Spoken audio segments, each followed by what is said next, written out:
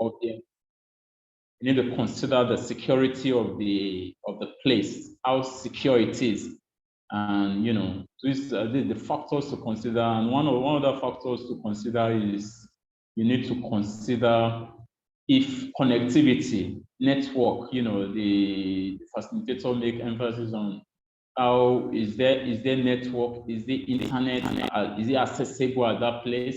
So when you just want to get a space, you just, as a facility manager, you need to look at these available factors. Are they available so as to fit in with the strategic plan of the organization and for them to achieve their goal? Thank you. All right, thank you very much, Bamidele. Akindele, let's hear you. Your hand is up. Okay, good evening, sir. Hi, good evening. Okay, my take home for last lesson, you talk about the churn rate. You talk about the churn rate, the rate at which people leave a certain company. And you also talk about the horizontal churn and the vertical churn. You say the horizontal churn, people don't move fast. While the vertical churn, people move fast. And also, I learned a lot about movement, moving items, moving when we are moving. See, the planning should take a long time, while the movement should be at the shortest time. You see, inform everyone. Don't assume that they know what you are doing. And you should give a clear instruction. Thank you very much, sir. All right, thank you very much, Akindele. Let's hear from Samuel. Samuel, please.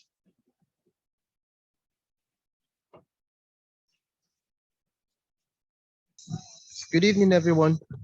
Hi, good evening. Go ahead. Yes, sir. Okay, last class we talked about space planning and move management. So I learned from that space planning and move management, you cannot do it all on your own as a facilitator. So you have to set up a committee, more like within each department, so that they can help you. You identify the things that are needed in the organization. Let's assume in the IT sector, the computers, the servers that you would be needing to move from one location to the other. You can identify them and then plan on how to move them from your previous location to the next location. Thank you. All right, thank you very much. Let's hear from Henry. Henry, please.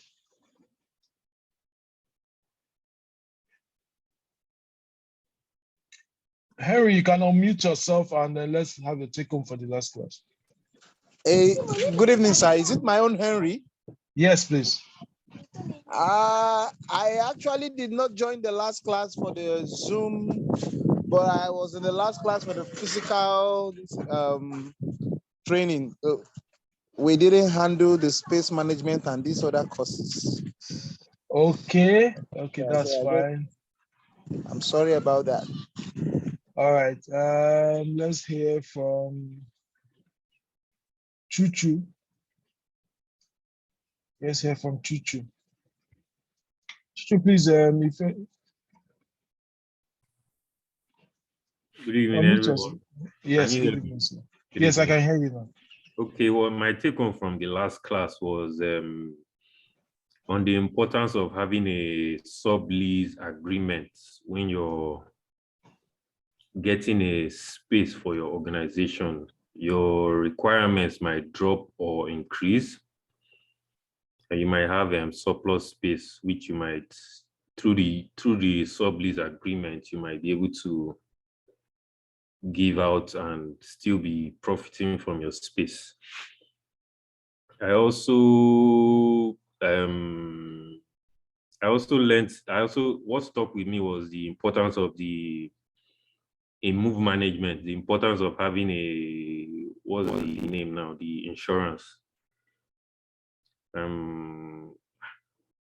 goods in transit insurance, so that if anything goes wrong, insurance covers your assets and your equipment, and the company is covered in general. And the last thing that stuck with me was churn rates. horizontal and the vertical. We normally just consider the horizontal where people are leaving the company, but it was refreshing to hear about vertical churn rate, how people are climbing up and creating other space requirements at the bottom. So that was what stuck with me through the class. Thank you. All right, thanks a lot. Let's get one female, Lillian. Please, let's get your take home for the last class.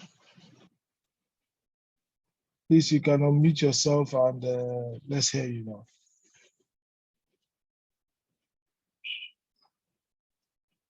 Madam Lillian, we're waiting for you.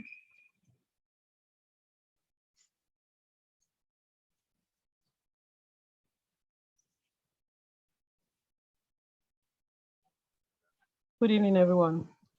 Hi, good evening, madam. Good evening, sir. Go ahead.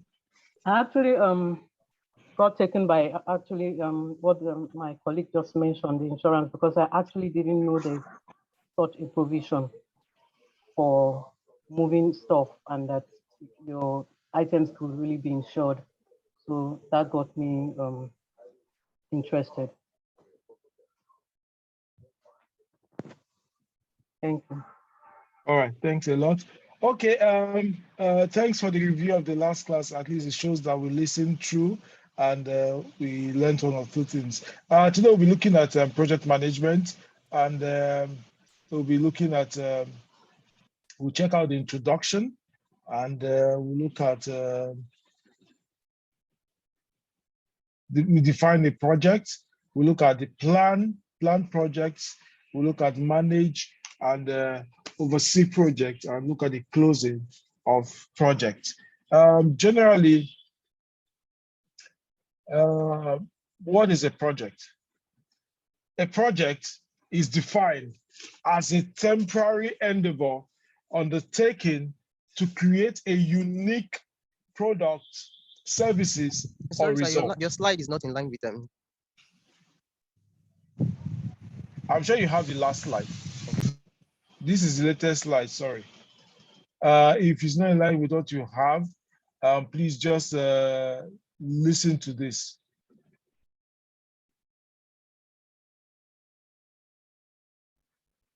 Thank you. A project, like I said earlier on, is a temporary endeavor undertaken to create a unique product, services, or. Can hear you now. Oh, sorry, my network. Yes, can hear you. Okay, great. Oh, great. Let me try and share my screen now.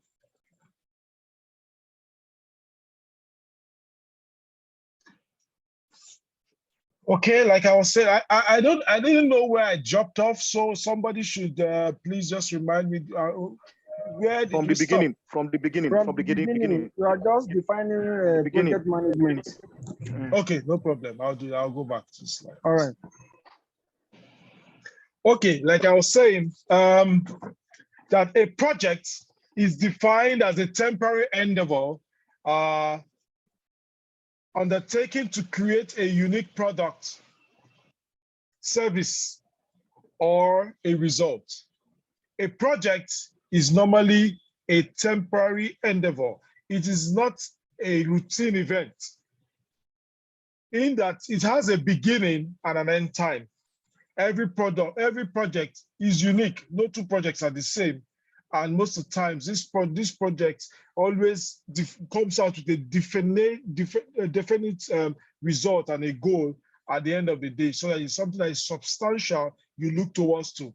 It's not a routine event that happens, or a routine operation, like a routine maintenance thing that you do. For those of you that service your cars, you have a routine that you do for the servicing. That's not a project. A project is something that has a start and finish. Once it's done, it's done. The production of that car itself is a project. Now, just the next slide gives us just a broad characteristics of what a project is. One, it's temporal, like I've mentioned earlier on. It produces a unique result, like I've also mentioned, and it has a start and end time. A project also has scope attached to it. There must be scope of work and quality that is expected for the project to deliver. it has stakeholders that actually manage the project. You also have resources, people and material resources, and you must do that within a given budget. Now, planning project. Now, sorry, I think I'm working on the wrong slide. Just give me a minute. Let me get the right slide out. Hello? Can you still hear me? We can hear you now. Okay, great. Planning project. When you're planning a project, one of the first things that you need to do, you need to ask yourself some questions. And the question is, one of the questions you ask yourself is, why am I undertaking this project?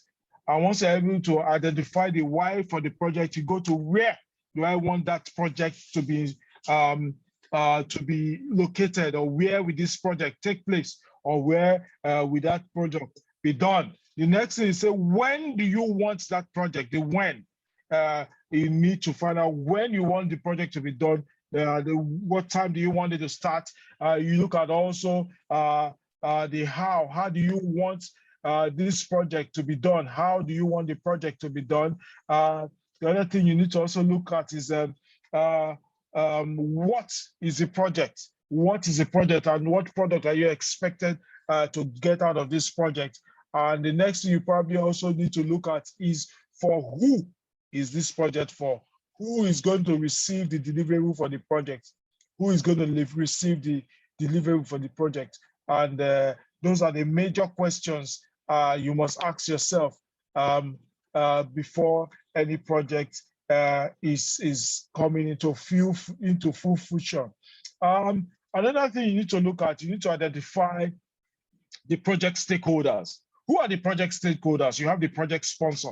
The project sponsor is the one that gives birth to the project. And that thing you need to look at, the project, the receiver of the project deliverables.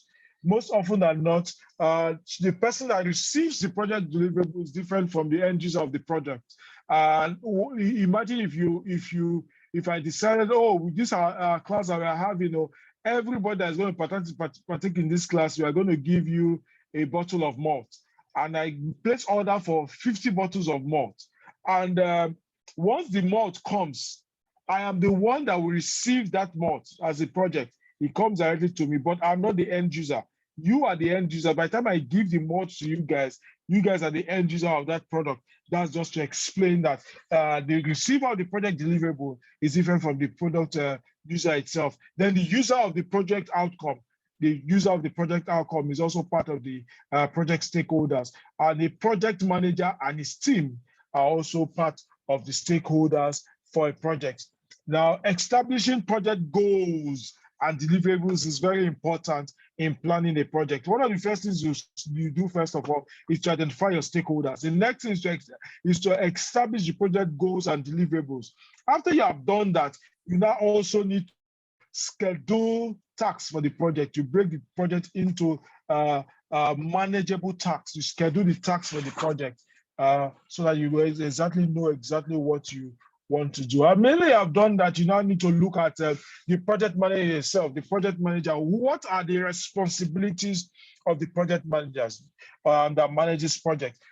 This course we are going through is just an overview of how to manage a project. As an FM practitioner, you really manage small projects from time to time. So it is important for you to have a fair understanding of how to manage the project that you come in contact with from time to time. That's why it's important for us to just have this at a high level, so that at least for every project that you have an overview of what it takes to run the project from start to finish.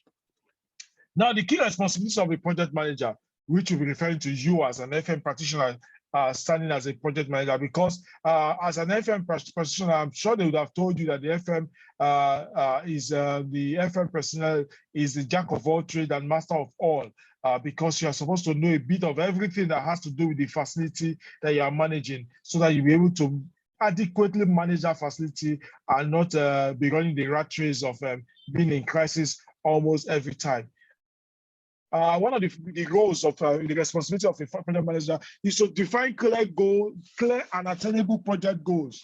You need to define clear and attainable project goals. You look at the project and then you look at the objectives, the objectives of the project, and ensure that they are clear, they are attainable, and then you know how to meet them. Then you also need to, as a project manager, define the project by reducing it to a set of manageable tasks. Reduce it to a set of manageable tasks. Also, the project manager is supposed to communicate the objectives of the project to stakeholders. The project manager is supposed to be able to communicate the objectives of the project to stakeholders. And also the project manager is supposed to be able to procure tools, materials that are required and for the project. The tools and materials that are required for the project manager also must be able to manage the project constraint, must be able to manage the project constraint. Also, the project manager must be able to inform stakeholders of work progress regularly by organizing progress meetings for the project time to time. Also, the project manager should be able to assess, monitor, and mitigate risks that are associated with the project. Also, the project manager should be able to adapt to and manage changes that may come in the project, because some projects will not always be the same. The way you signed it from the beginning, changes may occur from time to time. So the project, as a project manager, you should be able to manage the changes that will occur in the project. You should be able to manage the changes that will occur in the project. Also, the project manager determines and implements the needs of the clients, must be able to determine and implement the needs of the client. The project manager must be apt to be able to identify and implement the needs of the client. It's very important that the project manager does that. Project manager skills. What skill sets must the project manager have? One of the skill sets that the project manager must have is conflict management. Conflict management, because from time to time, projects may have issues that they need to resolve. So the project manager must have that skill of conflict management. Also, the project manager must be a people manager, must be able to manage people from different backgrounds, different mindsets, and give them a sense of direction. The project manager also must have leadership and result-oriented attributes. The project manager must always see results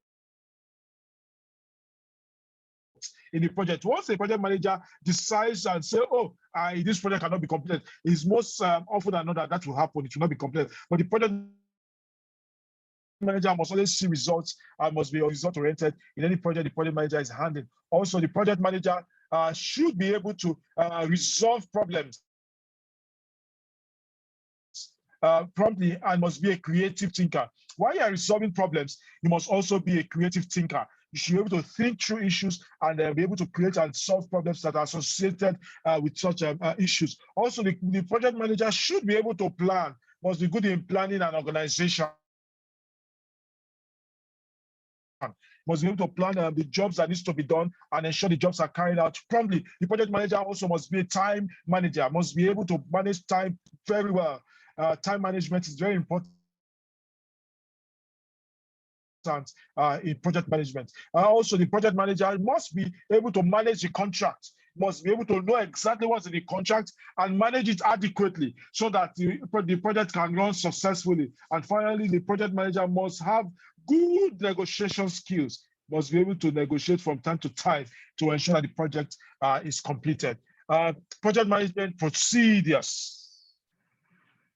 A case for project initiation. Now, looking at project has different phases. We'll look at that. But for the project initiation phase, we'll look at the purpose of the project. You need to define that project when you're starting the project. What's the purpose for that project? The different options to be considered when running the project. You also look at the evaluation of an alternate method for the project to run.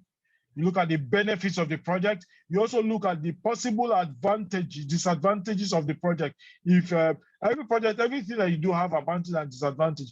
If the disadvantage is more than the advantage on the project, you know that there's a problem. So you need to also ensure that you look at that before you jump into a disadvantaged project from the word start. Look at you need to also appraise the cost and investment for the program.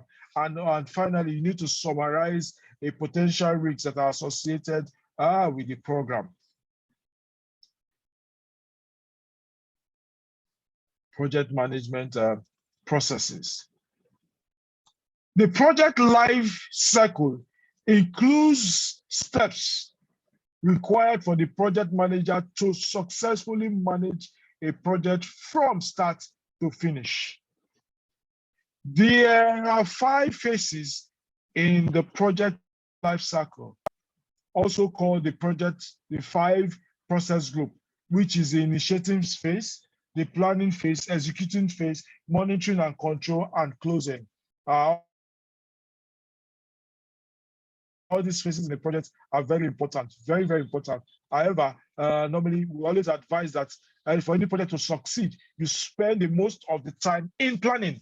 Planning, any project that you do, planning phase is very, very important. It's very important for you to understand what it takes to plan a project and ensure that the project is planned and everything meets up with the plan and everything goes as planned. Most persons look at the project execution phase as the most important phase, but actually it is the planning phase that is the most important phase of the project. But just that execution is the one that where you see the most activity taking place, that work has started.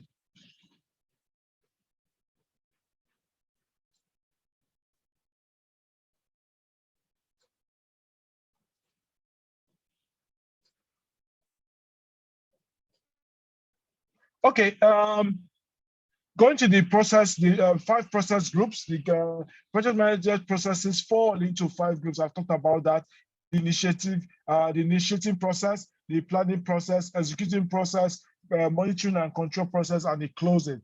For the execution of a project, the project execution is that phase of the project life cycle when the work is performed and everything in the project plan is put into action.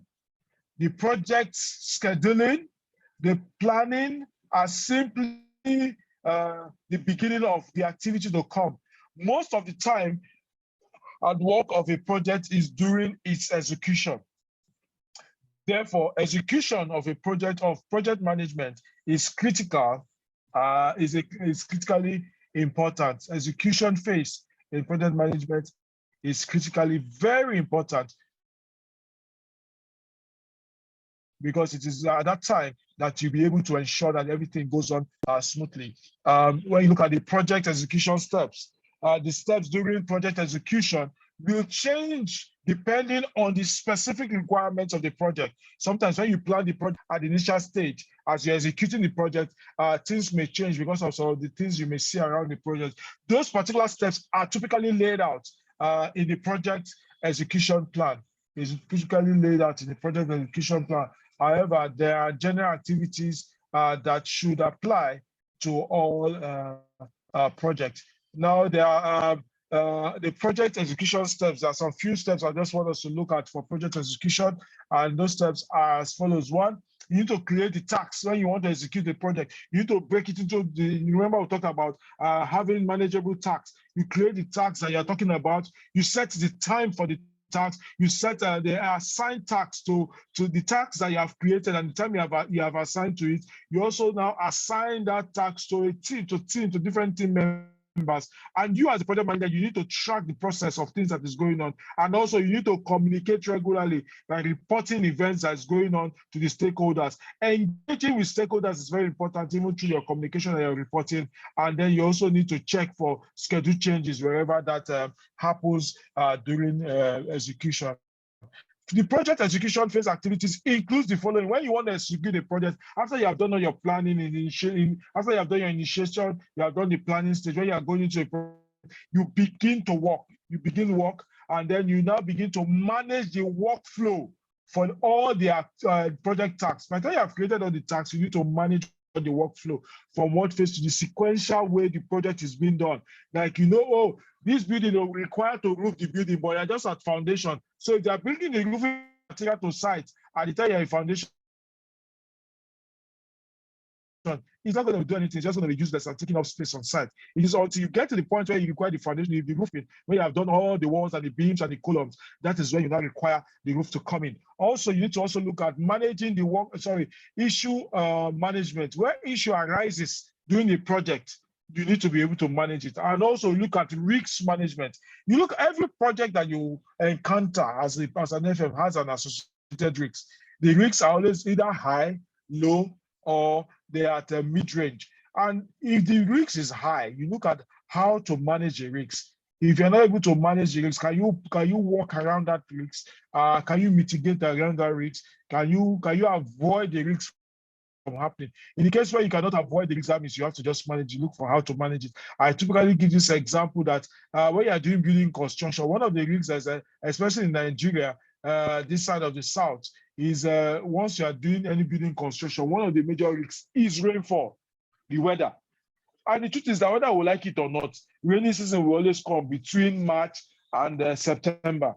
And once the rain is falling, you know it's a risk to your project. So it will be foolish of you not to plan properly to ensure that you manage rainfall once it comes. It's only probably when you have excessive rainfall that you may not be able to manage. But the regular rainfalls that we have in Nigeria, especially in Lagos, you should be able to manage it and plan around it. The next thing that you need to do when you are hitting on the project execution phase is that you must be able to manage change orders. From time to time, as the project is being executed, there will be change orders. Changes will arise. The client may come bring a change order. The consultants may come bring a change order. The vendors you are working with may bring a change order. You must be able to manage appropriately to ensure that the changes are properly recorded. And then from there, you can manage the changes. Also, you must need to manage project communication with all stakeholders. Write letters, call for meetings from time to time. It's very important to address stakeholders of the work progress. It's not only you that will know what's going on. Even your workers, from time to time, meet with them. Let them know what the target is. Let them know how you want to make people work. If you have a project where you have several vendors, you need to have coordination meetings so you ensure that things are moving the way they should move. Also, verify when milestones are reached. Every project has a milestone. You must know when the milestones are reached and be able to manage them. Conduct gateway reviews as required. Gateway reviews are gate points are just like milestones. When you hit those gate points, you know exactly, maybe are just like milestones, so that when those things happen, you know that you are getting closer to the close of the project. You must be able also to report on project status regularly to stakeholders. You must be able to report project status regularly to stakeholders. Next thing we'll look at the project triangle. The project triangle normally will refer to project constraint. In project management, we call that triple constraint. Now it's bigger than this, it's more than 3 now, but this is the basic one you require, which we talk about the scope, the time, the cost, and the quality. Every project, every contract that is signed, once the bills have been agreed, the details of the contract have been agreed and is signed, it goes into what we call an equilateral triangle where all sides are equal. That is both the scope, the time, the cost, and quality are all equal parts of the project that must ensure that the project is succeeding. This is used for analyzing the difficulty during project execution. In case the scope changes, it will affect the cost, it will affect the time. If you increase or reduce the time, it will affect the cost. If you reduce the time, it will affect the cost. If you increase the time, it will also affect the cost. If you increase the cost or reduce the cost of the project, it will affect the scope and will affect the time. So it's very important that we ensure that everything works together in the project. It's also used to illustrate the project successes, to know exactly how the project is succeeding, is succeeding, and also used to analyze the project goals from time to time. The project triangle is also illustrates the relationship between scope, time, cost, and quality. Scope, time, cost, and quality. Project management structure. The structure includes the role and responsibility defined and accepted. You must define every role and responsibility in a project, and those roles and responsibility must be accepted. The key roles include the project sponsor has his role. The project manager and his team also has his role. Project brief is very important. Project brief has the project plan, the risk assessment, and then the project closing. There are some things you must ensure does not happen in your project, which we call project back. Project manager, like I was saying, you must ensure that you communicate properly. You must not have that as a problem. Poor communication will affect your project. You must ensure that you communicate very well as a project manager, and also you must also be able to manage personality conflicts in the project. You must also be able to manage project disagreements. Goals and objectives are not clearly defined. That should not happen, and you must be able to see bad weather. And also there are some other things that you must ensure do not occur in the project. The following must not occur in the project that you manage. One, that the customer's expectations are not met. If customers' expectations are not met, you'll be fired from the project. Also, another one is exceeding the project budget. Exceeding project budget is a no-no for you as a project manager. You must be able to manage the project properly to ensure that you don't exceed the project. Also, the next thing you need to ensure that you manage the project timeline so that you do not exceed it. Using inconsistent procedures and processes. The procedure and processes that you use as a project manager must be consistent. Don't just invent something that doesn't make sense and bring to your project. And you must avoid significant amount of overtime in project. When you have a lot of overtime, it affects the project cost. Also, you must avoid the waste of resources, of time and resources, and also unforeseen external and internal events. You must be able to plan and ensure that you do not have so many unforeseen internal and external events. I will go to defining the project. One of the things you must learn in defining a project, you have to define and you need to phase and project input. Define phase and project input. You look at the formation of the project team when you're defining the project. You need to ensure that you know the right team that you use.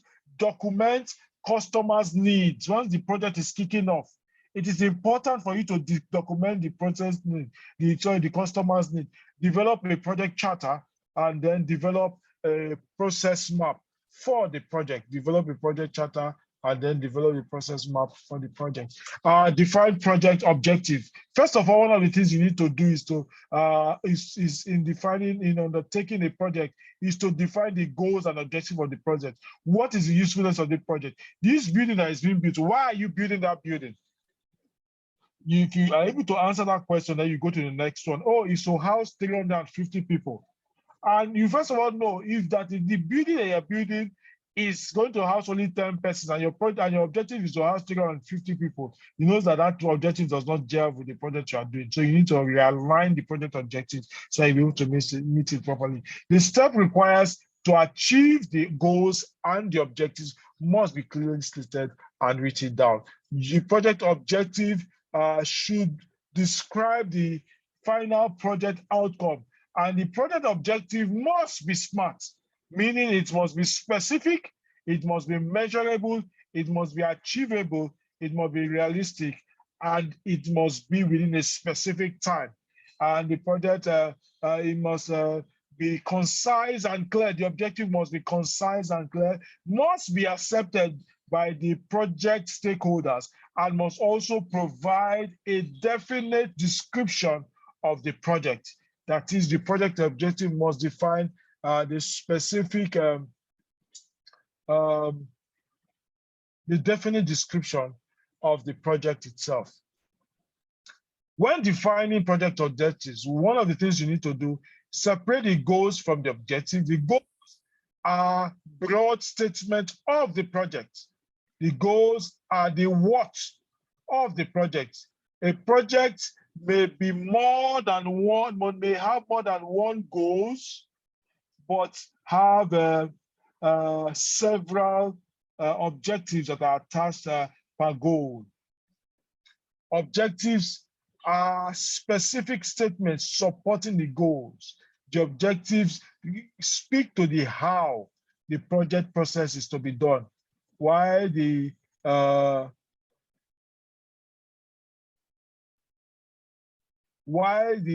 goals talk about the what the project is about. Considering the following when you are defining the project objectives, this is just like a guideline for you to look at when you're looking at the project objective. Look at what and how, what's the project you want to do, and then how are you going to achieve it.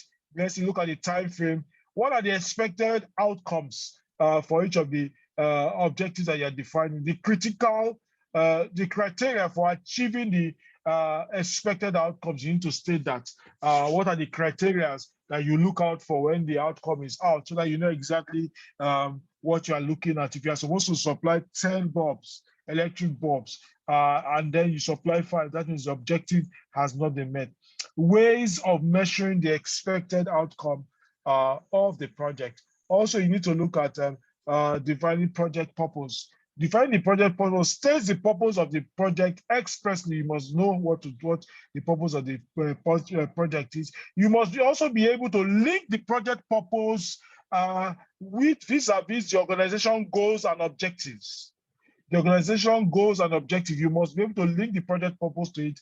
And also defining the purpose, it helps in predicting problems. The project, you know whether there will be problems or not. It also helps in proper planning and controlling of the project activities. Also helping proper planning and controlling of the project activities. Performing programming. Now, normally, once you have several projects, it comes under what we call a program. This involves managing several related projects. If you're doing several projects, you go into a program. And this involves selecting projects and then adjusting the speed of which they are run so that you can meet up with the same program. Like, if you are constructing a road, and in that road now, that you are constructing, you have like 5 bridges. The bridges itself, construction of those bridges are projects, but they are tied towards the general construction of the road. So by the time you are managing the project of the bridge, or you are managing the project of the drainage, which are also part of the road, those different aspects of the project that you are managing, when you bring them together, it comes under what we call a program, and then involves adjusting the project scope, maximizing the value for the entire project portfolio. Also helps to create outcomes while project delivers the output. The project outcomes is defined, and then while the project output is being seen. One of the things you need to know is that the aim of the project manager is to ensure that the project succeeds, while the program manager is concerned with the aggregate result, but not with the individual project. That's why you're referring to a program. When you have several projects that is underneath, you are supposed to ensure that all those projects succeed, to ensure that all the aggregate result comes out as it is. Also, the program management is all about doing the right project, while the project management is concerned about doing the project right. The program manager manages to ensure that you are doing the right project, while the project management of the project is ensure that the project is done right. A successful program delivers long-term improvement to an organization, while a successful project delivers to the budget, the time, and the specification, which we also refer to the scope. Specification adds up to what we call the project scope. Develop project scope statement. Defines the scope. You need to define the objective and the deliverables of the project. Is developed by the project team. The scope is developed by the project team because you're supposed to know exactly what you need to do. If you are asked to renovate a room, for instance, the scope may be painting, tiling, it may also be cleaning, it may also be the provision of furniture. So you need to break those scopes, and then once you're able to get out the scope of work, then you're able to cost the project adequately and ensure there's no cost overrun and then time overrun.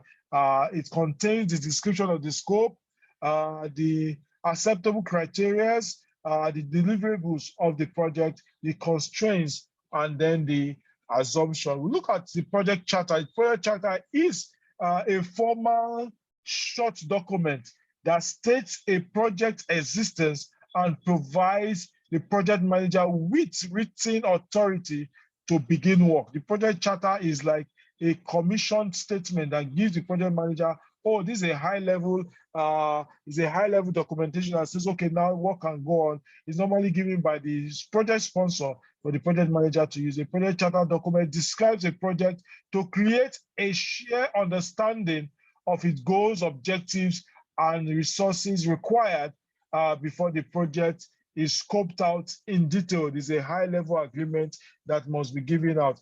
And the project charter is created in line with the business case of the project as described by the project sponsor. The project sponsor is the one that normally manages and ensures that the project charter is given out. And it is a critical part of the initiation process at the start of the project. Ultimately, the purpose of your project charter is to document the goals and objectives and the business case of the project. Once created, the project charter serves as a sort of contract between the project sponsor and the project manager, giving a top-level overview of the expectations and authorizing the project manager to mobilize resources to achieve the right outcome for the project, It's very important to know that at every point in time, you need to get the project charter. The project charter is like what an architect will call a project brief that gives you a high level of what is expected to be done and the deliverables that is expected to come from the project. The goals and the objective of the project is stated in the project chapter, which also goes alongside with the business case of the project, which defends and ensures that the project runs and sells the project to management to know that this project is required. By the time this project is concluded, this is what we should be getting as dividend of the project. If you are building a house, for instance, why are you building that house? What is the advantage of having a house? You need to check it. By the time you look at it, vis-a-vis what your earning is and probably where you are staying and the rent you are paying. By the time you amortize that over a period of time, you know if it's good or advantageous to build a house or to remain living in a rented apartment. It's very important to have all this documentation clearly stated. Module 3, we are looking at project plan projects. At this time, this is almost 6 o'clock. I would say we take a break at this point because this is just virtually the halfway mark of the project. So we'll take a break for now. We'll have another 10 minutes break and then return to continue the course as it is. I hope this is fine with all of us.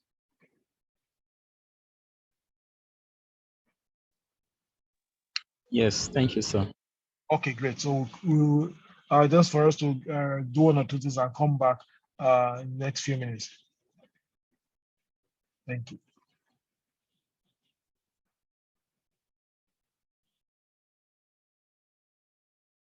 The break is over.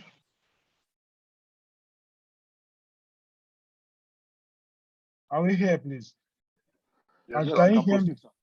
You can proceed, great. sir. Can hear you, sir. All right, good. Module 3, we're looking at planned project. Now, once you are planning the project, you need to define the project scope. And this involves determining a project. One of the things you need to look at the specific goals. What is the goal of this project? The next one you look at is the tasks and the deliverables. You look at the deadline, which refers to the time and the cost that you are going to use throughout the time of running the project. Also, you also need to look at the resources that are involved in the project. All these things put together will ensure that you're able to define the project scope adequately. clarifying the project parameters and limitations. That sometimes you need to put out of scope elements. If you are doing renovation, for example, of a house, you can decide, okay, you tile everywhere except the toilet or except the kitchenette or except the bathrooms or something. It's just for us to know the limitations of what the project will cover and the parameters of where it's going to go through. Certain project duration. You need to estimate the duration of each work activities. If we are doing renovation, for example, you are going to do tile, you are going to do electrical works, you are going to do POP, you are going to do painting. Each of those elements, you need to understand and know the time they are going to take, how long it will take for them to run, for materials to come and for the stuffs to be installed. To get this activity time, you need to ask the expert, that is the installers or the technicians, how long it will take. For project managers are very experienced, they're able to allocate time, adequate time for running these work activities because they've done that over and over again. Integrating all activities into a project schedule is very important, and building a project, what we call the program of works. Duration of the the duration is set based on availability of resources. Is the available resources that will be able to give you the adequate time that you will spend to run an activity or thereabouts in the project. The components to consider in certain duration. One of the things you need to look at time of delays. That sometimes that you need to ensure once you are doing project duration, when you are looking for a timeline for a project, you need to also consider possible delays in time. Like if you are planning a project and you have like this salary break in between the project, if you do not consider it, you'll be shocked that you come to site and you discover that your workers will not come. Most of the workers that you have are Muslims. And once they are Muslims, they will not come during Salah break. Even Christians will not come, talking of the Muslims themselves. So it's always good for you to ensure that those public holidays that are going to affect the work, you just ensure you plan around it to ensure that everything goes. You need to look at the physical processes that needs to happen to ensure the what we call the coefficient of difficulty also affects the timeline on the project. In case if you are painting a ground floor now, for instance, you cannot give the same time that when you are painting, let's say, a 6-story building. You know that the time duration, as the work goes up, it takes a longer time for them to achieve. The work performed by people and also the work performed by non-humans, like machines, cranes, and all that, the type of resources that are required, you need to manage that. It will all inform the timeline that you give. Work breakdown structure. The organization of the project work into manageable sectors, decomposing the work activity into smaller components and making complex projects more manageable helps in development of project schedule and budgeting, and it is used to identify potential risks in a project. That's the work breakdown structure. The work breakdown structure helps you to break the project into manageable tasks. Like if you had, like I've mentioned, if you want to renovate a house, you need to do tiling, you need to do painting, you need to do POP, you need to do electrical work, you need to do plumbing work, and all those things. By the time you break it, okay, you look at the electrical works now. For you to get the work breakdown structure, electrical works, what are the things you need to do? You need to do first fix, you need to break the walls, to put the conduit pipes. After you do what you call the first fix, you test it to ensure that all the pipes are okay, and then you do the second fix, which is the wiring, and the third fix is the application and the installation of the sockets and switches and all the features that go with the electrical parts. All those breakdown of work is what makes up the work breakdown structure. And once you're able to do that, you know the resources that you'll be allocating to each work item to ensure that the work is done successfully. The purpose of creating a work breakdown structure, it helps with assigning roles and responsibilities for each work. Like I've just mentioned, once you break it down, like for the plumbing work, you know, you get the plumber. What is the plumber going to do? Are they going to break the wall to put the pipes? They're breaking the wall to put, then they finish breaking the wall, they'll have to shock it and then plaster it back. You know, you need a mason for all that. It helps you to break down the work into the different roles and responsibilities for who to do. Also helps with proper cost estimation.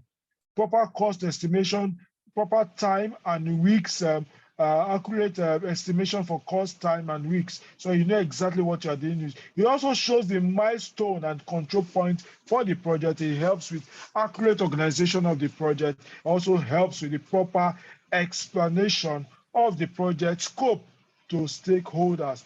Because by the time you understand the work breakdown structure, you know exactly what needs to be done.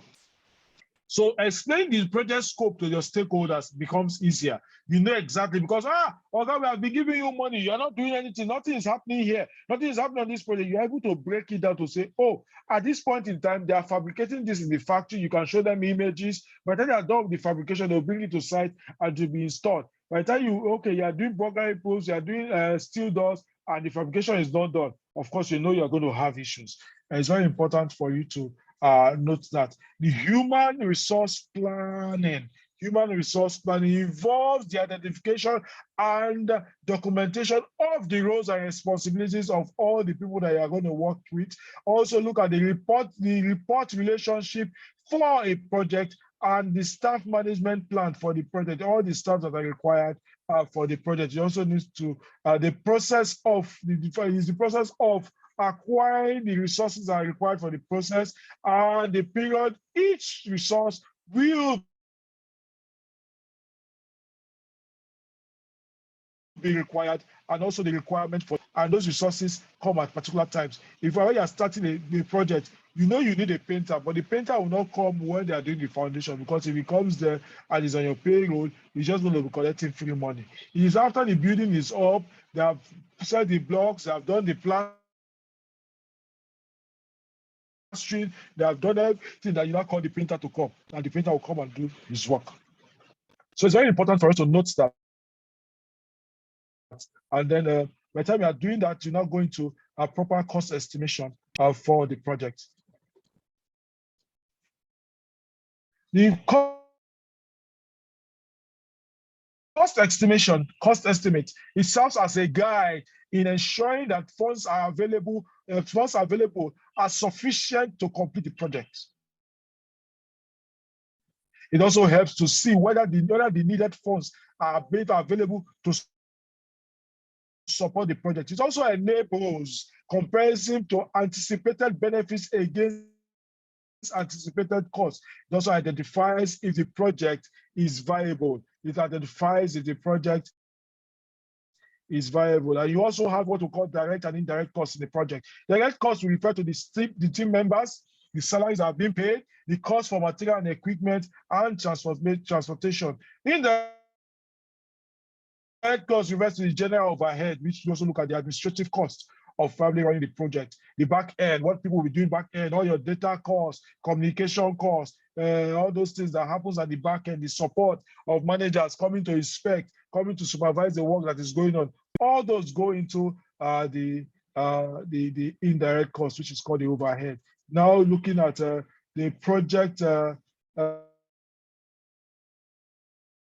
manage and oversee the project itself. Once you are managing and overseeing the project, that's module 4. You're looking to develop the project management plan.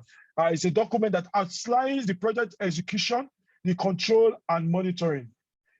I'll just here, before we proceed, just define what we've talked about project in itself.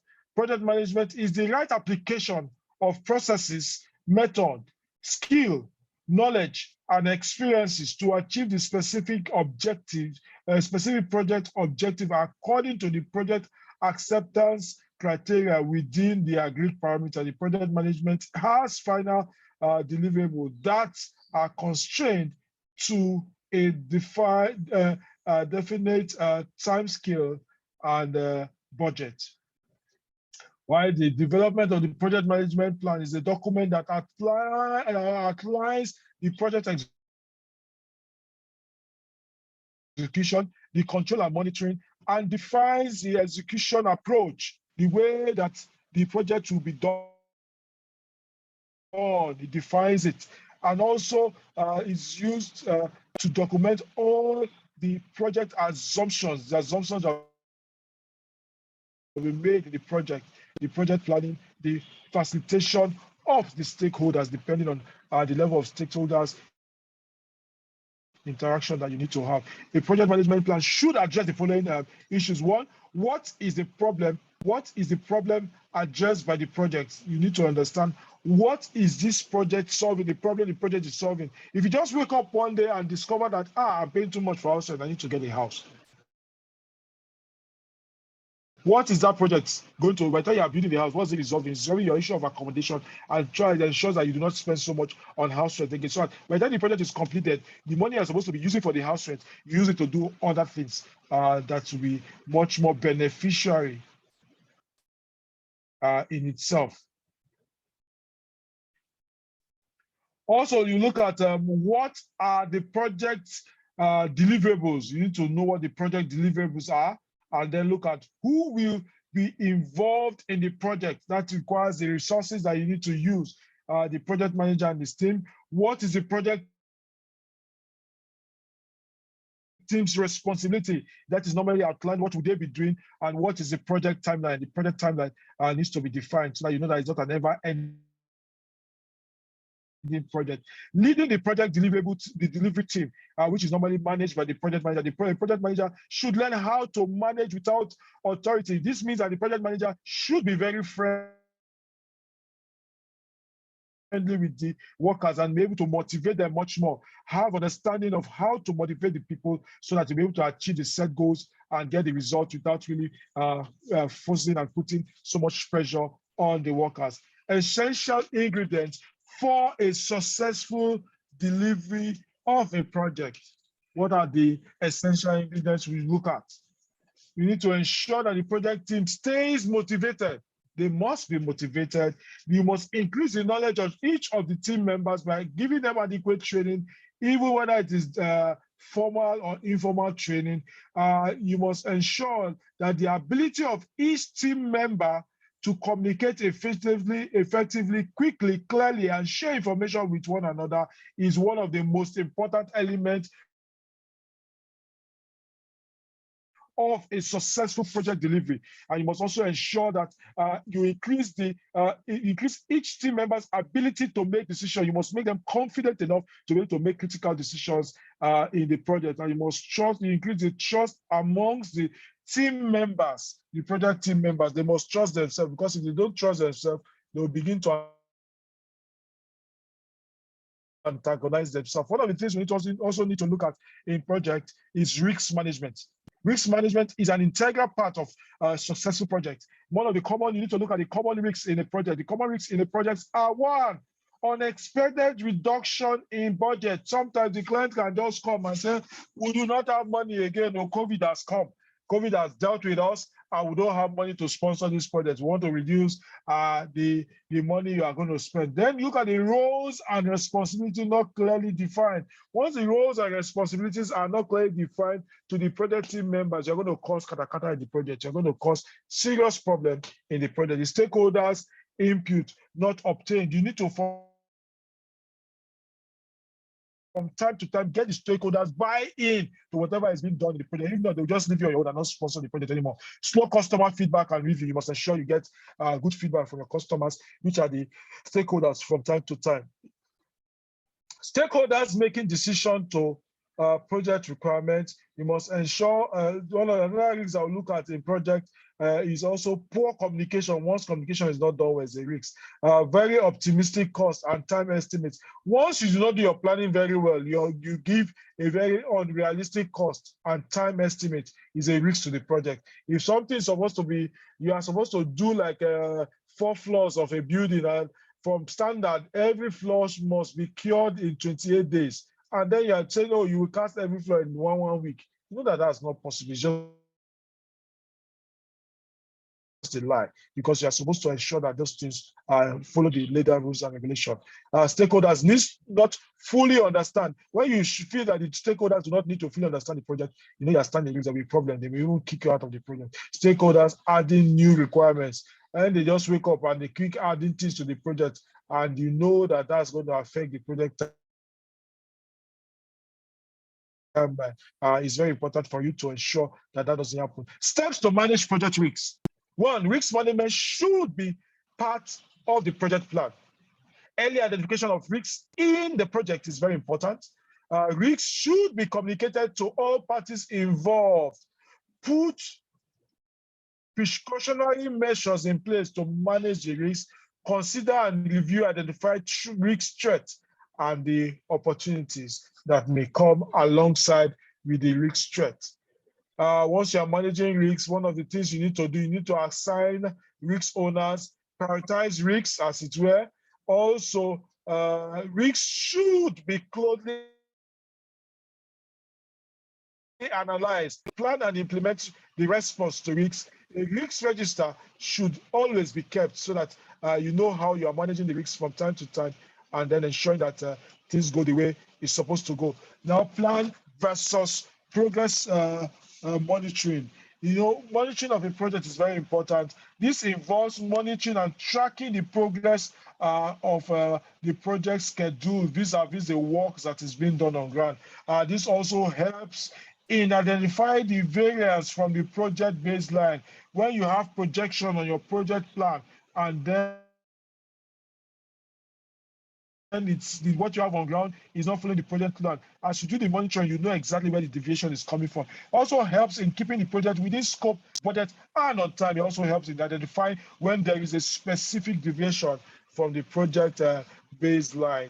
It's very important for us to know that, because it helps us in managing the project as it were. We'll provide early indications of problems with the project activity coordination, and also help to see when there is cost overrun, and look at where there is a resource conflict within the project. Steps to monitoring project versus progress. One, you need to create the project baseline. By the time you do the work plan, you know exactly what the baseline is. It also helps, you need to do the communication. You need to communicate to all stakeholders majorly every time, from time to time, to ensure that they are carried along in the project. Project budget management.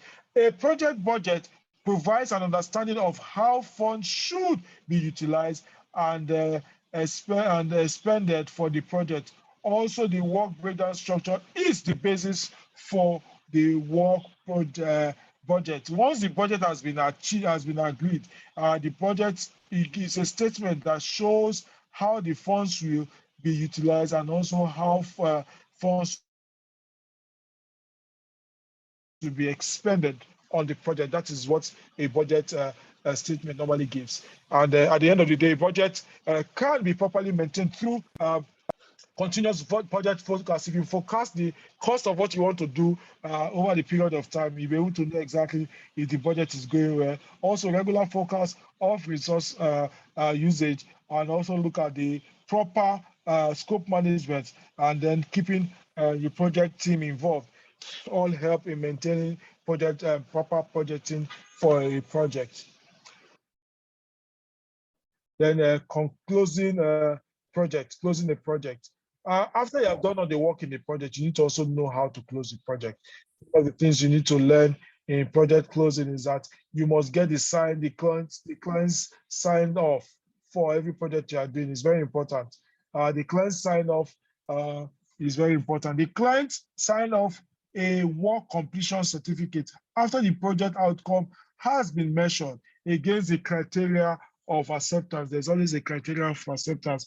After that is done, the client is supposed to sign off the work completion certificate. The work completion certificate records the information such as any other comment about the project, the success criteria of the project, the key metrics to be tackled by the project, the high-level lessons learned from the project. Also, we need to look at project analysis.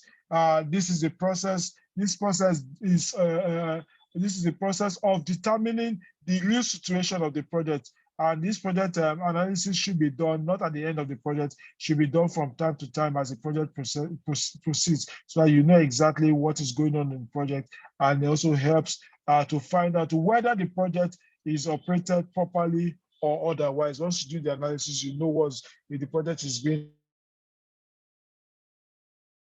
done well or not. After the project has been completed, you need to confirm whether the project has been successful to achieve the project objectives. Once the project is done, the project objective must be achieved, and then identify and resolve any issues that may arise during the project operation. That's when you are managing the project. That's what we normally call the deferred liability period. That's the period that you manage whatever snags that may have in the project after you have attained project practical completion. You need to evaluate the project success or failure. That's also part of the project completion. Determine if the expected objectives were successfully achieved. It's very important for us to know when that is done. And also, you need to follow the following are reviewed at project analysis stage. One, the achievement of the project objectives, if it was successful or not, the proper utilization of resources, saving of resources, the usefulness of the decisions taken, and the services that were rendered through the life of the project to ensure that everything went well and went the way it's supposed to be. During project commissioning and handover, this involves the checking, inspecting, and testing of all the equipment that have been done in the project. It's applicable to all project phases. You can do the handing over in phases. The objective of project commissioning is to ensure a safe and orderly handing over of the project and guarantee the project operability is in terms of safety, performance, and reliability. In terms of safety, performance, and reliability. And indexing the project. There's what we call indexing project file. It helps to organize the documentation that you'd have used in the project. It establishes a project filing structure at a project startup. This the project indexing and the project filing, you set it up at the start of the project, and then sometimes you have the types of files of filing system depends on the size of the project. If it's a very large project, you have a very complicated filing system. If you have a small project, it's simpler to manage. A single file may be used for a small project, like I just mentioned. A file numbering system may be used for a large project. It's advisable that files are kept both manually and electronically. Manually to have physical copies and electronically to have it in the cloud and the system so that anybody can access it as at when you. The following files should be kept for a project. One of the files that must be kept is the contract file that houses all the contract that you're going to be entering in the project. And also you also look at the correspondence, the letters that go back and front, technical, the administrative file that has to do with the administrative activities of the file, of the project, the technical file that has to do with all the technical issues of the project. Look at the quality management system file, and then the construction support file. Mainly all that is done in the project, you know that you have a good documented project. And then finally, one of the things that we always ensure that needs to happen is to have the lessons learned registered. Lessons learned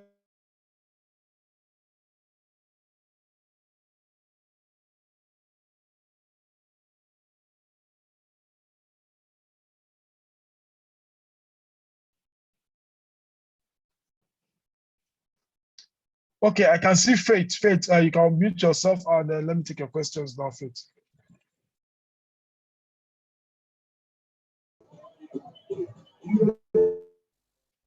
Faith, unmute yourself. I can hear you. And then let's take versus its responsibilities. I've unmuted. Can you hear me? Yes, I can hear you. Can proceed. Yes, I can hear you. Proceed. Okay, I was wondering what are the skills that a project manager must possess, and how is that different from his responsibilities? Must he have to have a special skill, or if he knows his roles as a project manager, he's supposed to fulfill his roles anyway? But must he possess a special skill or set of skills to be able to deliver if his responsibility has already been spelled out? Okay, you know that I'll answer this way. The roles of the project managers are spelled out, but there are some soft skills that comes with that role as a project manager, and those are the skills that we try to spell out, which involves conflict management.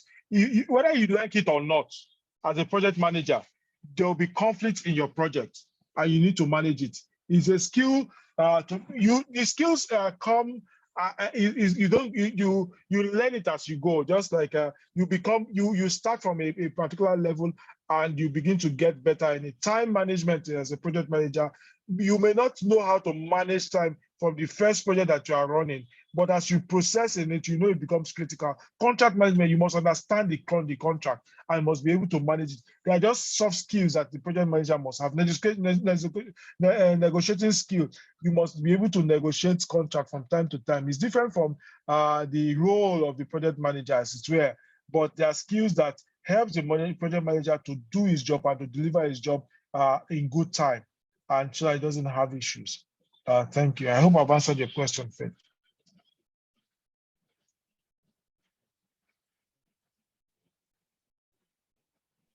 You did. I was just wondering if someone is set out to be a project manager and he doesn't have those soft skills. We can only hope that after doing 1 or 2 or 3 more projects, you will acquire those skills and be able to implement it in the next project. I appreciate it. Thank you.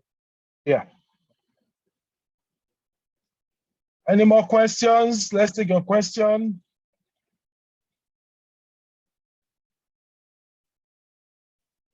Just signify by raising your hand and then I'll take your question.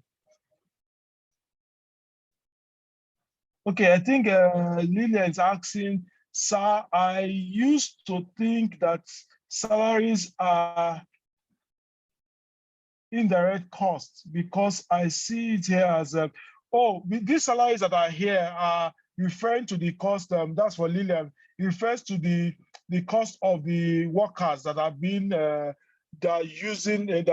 used for the project itself, not the back-end administrative. That's why you have the administrative costs. The back-end administrative costs and the supporting salaries that carry the people that are working. But the direct salaries are the ones that the masons, the laborers that you work with and all that. Those are the ones we're talking about here. Sorry, Faith. Okay, I can see your hand again. You have a question? Oyedele, please. Yes, please. Under a project budget can be properly maintained. That is, I repeat, a project budget can be properly maintained through keeping project team involved. Now, if I have a project budget that should be spent on a project, a manager has been given a budget to spend on it. What is the benefit of informing the project team about the budget, about the money? Okay. Okay. I'll answer this way. You see, in project management, it's very easy for you to have people comply with different aspects of the job. Let me give an example. You're managing a project now. The total budget for the project is, let's say, 50 million. And it is only you, that the project manager, that knows that this is 50 million. The other workers are working with you. They will assume that there's money in the project, more than that, until you communicate with them. Okay, this is the budget we are working with. So we are going to, this is the target. We are saving costs here. We are saving costs here to ensure that the project goes. Everybody is informed and knows exactly how to manage the project. Most of the times, a lot of us are scared. I'm thinking that if we discuss the budget with the team members, they will begin to put their eye where they're not supposed to put their eye. There is nothing wrong in it. They are your team members. Whether you like it or not, they know what is going on in the project. They know the budget of the project. They know the cost of the contract. They know exactly what you are doing. So it's always easier and better to be open so that they can have their own buy-in and ensure that the project is successful. If not, the resource that you have on the project, they can even frustrate you and ensure that the project does not come to light, see the light of day. Okay, I'm seeing Kiki. Kiki, your question, please. Yes, good evening, sir. During your explanation now, you mentioned saving of cost. Yes. Because we have been taught that budget, any project to be executed, the budget must be exact. So it is whether criminal offense to underspend. So I don't know why we are saving costs now based on your explanation now. Thank you, sir. Okay, whether you like it or not, if you are an accountant, you know that no matter the amount that is allocated for a particular job, an accountant always wants to save money. It's not that if you there are ways of making sure that you have savings on your project. If you complete the project in good time, you will save money on that project. But if you spend a longer time on the project, the same job you will discover that you spend more time on the project, you spend more money on the project. So for a project manager, your cost saving is to ensure that you do not have cost overrun. It's not like exactly saving money per se, but it's just to ensure you don't have cost overrun by managing the project in such a way that the budget is everything is spot on. But the truth of the matter is that no budget is 100% spot on. It's either you save or you expend more, but there's always an allowable percentage of spends and allowance for overshoot, which is, I think, between 5% or thereabout of the total project cost, plus or minus 5%. Okay, thank you, sir. Yeah.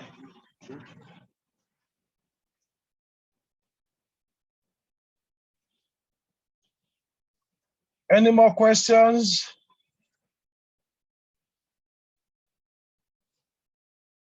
Okay. Hello, sir. Can I ask Yes, another sir. question, sir? Please go ahead. Okay. Yes. I remember early this year, that was February, where we had a budget meeting. So during the budget meeting, already the budget for diesel per liter was 350 naira. I remember it was the day we did the budget. That morning, even before we commenced the budget meeting, diesel price as at that February, if I'm not mistaken, was around 450 naira. So in such a situation that we have already prepared a budget, now that we are having offshoot in the reality of the budget. So what do we do? Well, in that kind of situation, now that's a unique problem which happens to a lot of firms. Is what some persons will call an act of God, is what they call force majeure. There's nothing you can do about that. There's no projection you would have done on that diesel. Right now, diesel is 900, 800, 900. There's nothing you can do about it. You just have to up your budget. It's a peculiar situations that normally happens. So you cannot use that as a basis for the only thing that you just try to do is just to look for ways to manage that risk, because it has become a full risk to ensure that you cut down on your diesel cost. That's all you do, either by going to get solar and all that, so that at least you reduce the impact of that risk, which is the rising cost of diesel. I hope that answers the question. Loud and clear. Thank you very much, sir. Yeah. Oyedele. Yes, thank you for taking another question from me. Quick one now. I can't hear you. You're breaking up. At what point does the project manager come in? Okay. At what point does the manager come in? Is it from project definition or initiation, or when the project has been defined by the project charter has been defined, made, then they only hand it over to the project manager and say, go and deliver what is there.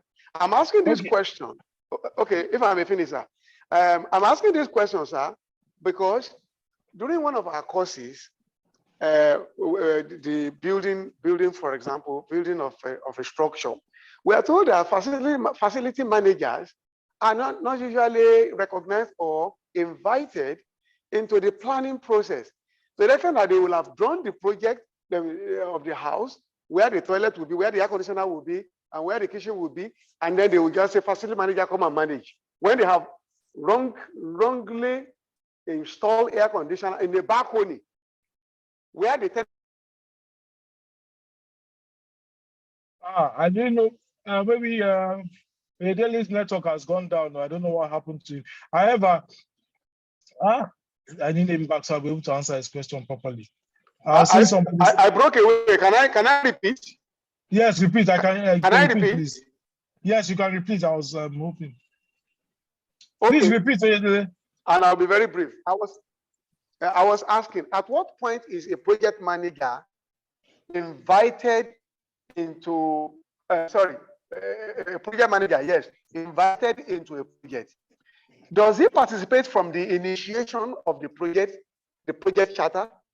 Or it is when the charter has been made, has been completed, then they hand over the charter to the project manager and ask him to go and implement or to go and carry out the project. Okay, let me I said, answer I'm it this way. asking this. Wait, so hold on. Let me answer this one quickly so I don't lose you. First of all, look at like as if I knew.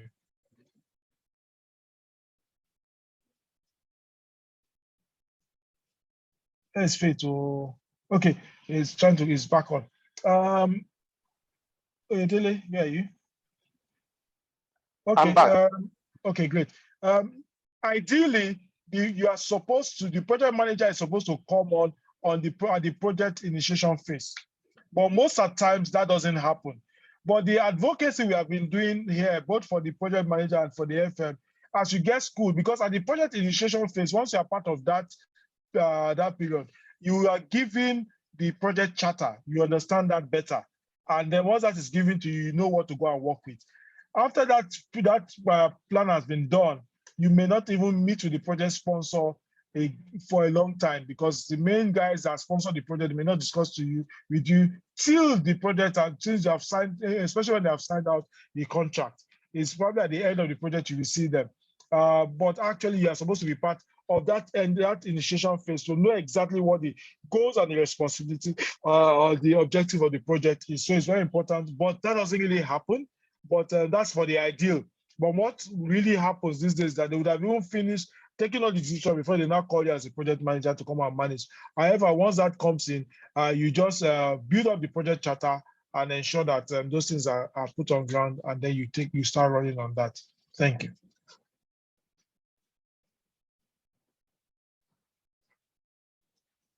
Somebody is asking, they help answer your question. Somebody is asking, saying that can an FM apply for the job of project manager? As an FM, you are actually a project manager. It's just that you are just telling that you are FM, because you manage projects every day. So if you build the skill properly, you can actually apply for the job of a project manager, because as an FM, we don't expect you to remain where you are. You can go ahead. By the time in fact, it is natural. By the time you start as an FM on a particular project, if you go very well, you become a cluster manager, managing more than one facility, and then you can grow into a regional FM that manages different states. And once you're at that level, you're actually a project manager. It's just the name FM, because you are going to manage several facilities, which you'll be managing different projects at the same time. I hope I've answered that question for, I think that's Lillian also. Someone is asking, what background do you need to have in order to take the PMP exam or certification? You don't need any special background, you just need the training. Just go for there's a project management training that gives you a 35 hours project management training. Once you are done with that, you'll be able to write the exam. It's more robust than what you have done here. What we have done here is FM related. It's just to give you an idea so that you'll be able to manage your projects and document your project properly. A more robust one will come when you go for the PMP training. Oyedele, again, your hand. Okay. I want to ask whether you can recommend software. I know there is Microsoft project, right? So is there any, apart from that, Microsoft project, is there any other software? Okay. And for the Microsoft project, does Max-Migold take on that course, how to use that software? Well, that has not been included in our curriculum for now. But again, it's something that we'll look at and then do that. I use Microsoft project very well, so it's something that you can probably add if you guys want it. Then, of course, if not, why not? Okay, thank you. Okay. Yeah, thank you very much. If there's no other question, because I think it's only Kiki that has been taking the questions. Let's see. Okay, I'm seeing Samuel. Samuel, let's take your own. Yours will be the last. Yes, sir. Thank you very much. Good evening. Thank you for the lesson. Sir, it's not a question though. It's just a contribution to what the last speaker said in terms of your Microsoft project. We would really love to have a lesson on that so that we can better plan our projects and then document them. Thank you. No problem. Okay, thank you very much, everyone, for your time. I hope you have learned one or two things. We'll meet again either on Monday or thereabout for your next class. I think we'll be taking the building fabric and structural maintenance. And by the time we'll get there, you'll learn more and manage. And also, I'll talk a little bit of managing projects. Thank you for your time, and God bless you. Have a good evening. Thank you, sir. Have a good evening, sir. Bye, everyone. Thank you, sir. Thank you, sir. You're welcome. Thank you, sir. You're welcome. Thank you, sir. Thank you, sir. Yeah, you're welcome. Thank you, sir. You're welcome. Have a good evening. Thank you, sir. Thank you, sir. Yeah.